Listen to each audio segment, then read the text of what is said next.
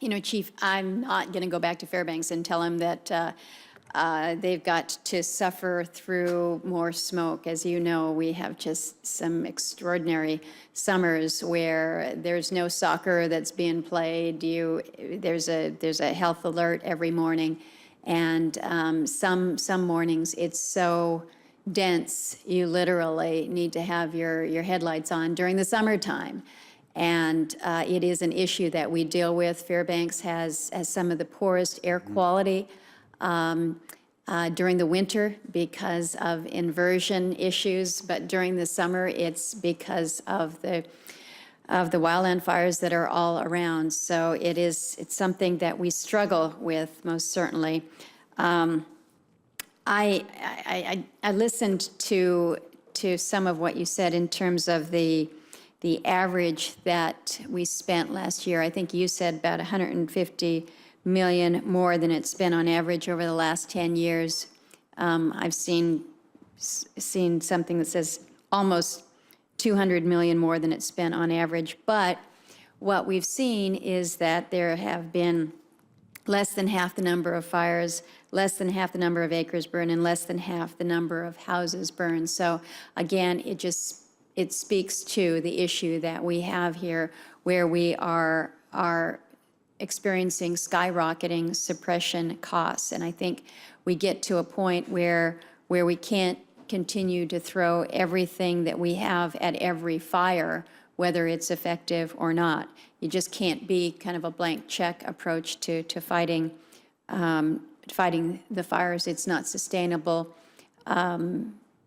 economically or perhaps ecologically. So it's something that we must look at. I think we need to strategically address the fuel accumulation problem in our forests and integrate our fuels management objectives into the wildfire management operations. I don't think that we can have fire management divorced from land management. Mm-hmm. And I think we heard that from several of our witnesses here today. Clear, we've got a great deal that we have to do.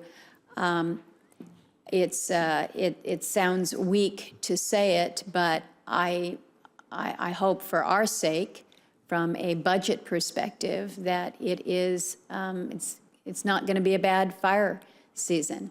I hope that for the sake of those who have properties or perhaps concerns about their own safety, that it is not a bad fire season. I certainly hope for the men and women who, in the face of pretty serious danger, are willing to go out there and battle these forest fires. I hope for them it is not a bad fire season. But that's not a good policy to hope that we get lucky, that we don't have a bad fire season. I think we're seeing things set up for a tough year this year with the drought in the west, low snowpack everywhere it seems, except here in the east.